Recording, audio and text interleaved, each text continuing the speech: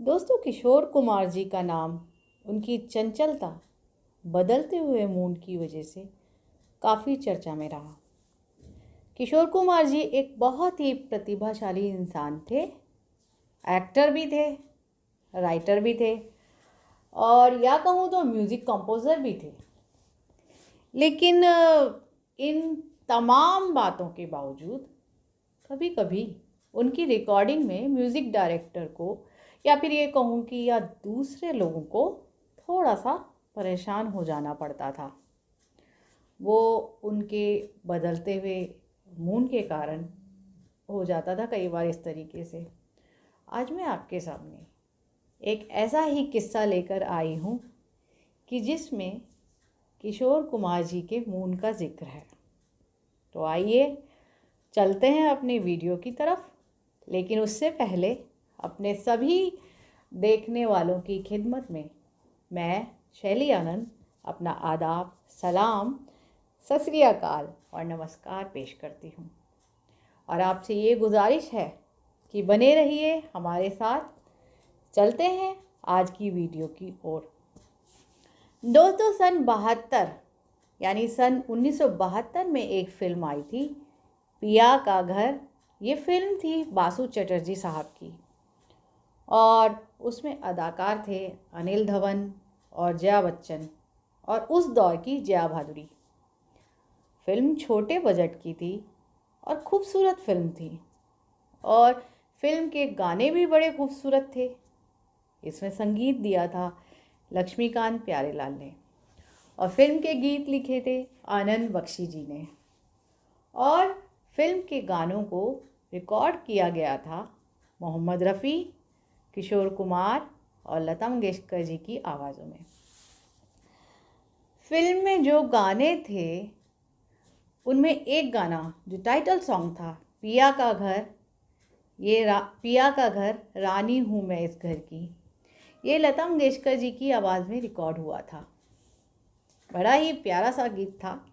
आइए सुनते हैं उसकी एक छोटी सी झलक। घर है ये। इस फिल्म में एक और बहुत ही खूबसूरत गीत था जिसे मंगेशकर जी और मोहम्मद रफ़ी साहब की आवाज़ों में रिकॉर्ड किया गया था और ये भी बहुत ही नरम सा, नाजुक सा, और इसके बोल थे, ये जुल्फ कैसी है जंजीर जैसी है। तो आइए सुनते हैं इस गाने की भी एक झलक।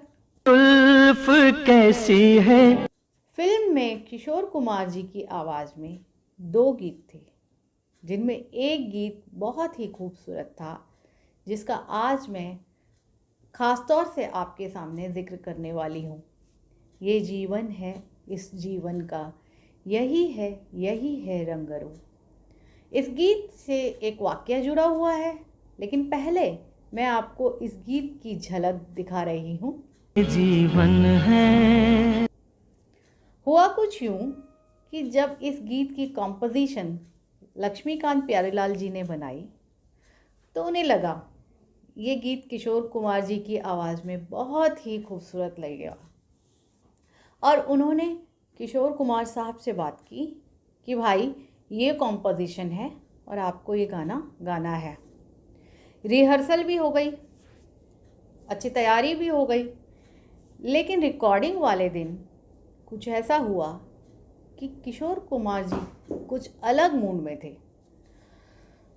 जब वो रिकॉर्डिंग के लिए खड़े हुए तो उनका जो आउटकम था रिकॉर्डिंग का वो वैसा नहीं था जैसा कि लक्ष्मीकांत प्यारेलाल चाहते थे। हालांकि किशोर कुमार साहब अपनी तरफ से तो पूरी कोशिश कर रहे थे, लेकिन ये उनके मूड की बात थी या शायद उस दिन उनका मूड कुछ और था। नतीजा ये हुआ कि इस गाने के कई टेक्स हुए।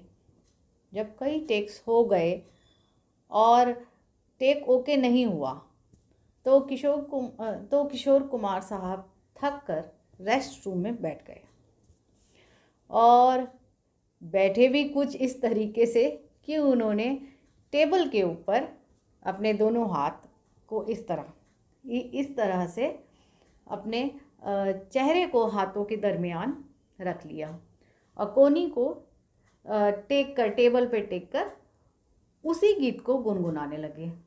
इसी दरमियान लक्ष्मी जी जब उन्हें बुलाने के लिए रेस्ट रूम की तरफ आए तो उन्होंने देखा कि किशोर कुमार साहब टेबल पर अपनी कोनी टिकाए बैठे हैं और उनके दोनों हाथों में उनका चेहरा है और वो इस गीत को गुनगुना रहे थे। और जो आवाज़ निकल रही है बड़ी उदास सी, गंभीर सी, ये बिल्कुल वही आवाज़, वही अंदाज, वही टेक्सचर है जो इस गीत के लिए लक्ष्मीकांत प्यारेलाल चाहते थे।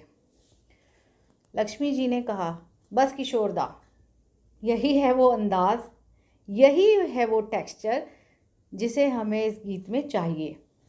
इसलिए आप अपने मूड को बिखरने ना दें। बस जिस मूड में आप ये गाना यहाँ रेस्ट रूम में बैठे गा रहे हैं ना, इसी मूड को लेकर आप इस गीत को रिकॉर्ड कर दीजिए। किशोरदा फौरन खड़े हो गए और रिकॉर्डिंग स्टैंड पे गए और जाने के बाद उन्होंने बिल्कुल उसी मूड में और उसी वॉइस टेक्सचर में इस गाने को रिकॉर्ड कर दिया जो वो रेस्ट रूम में बैठकर गा रहे थे। गाना रिकॉर्ड हो गया, बहुत ही खूबसूरत रिकॉर्ड हुआ। इस गीत में किशोर कुमार जी ने आवाज़ का जो टेक्सचर पेश किया है, जो अंदाज पेश किया है, मैं समझती हूँ या दुनिया समझती है कि किशोर दा के बहुत खूबसूरत गीतों में से यह एक गीत है। बस आज के लिए इतना ही। अपनी दोस्त शैली को इजाज़त दीजिए। बहुत सारी मोहब्बतों के साथ नमस्कार।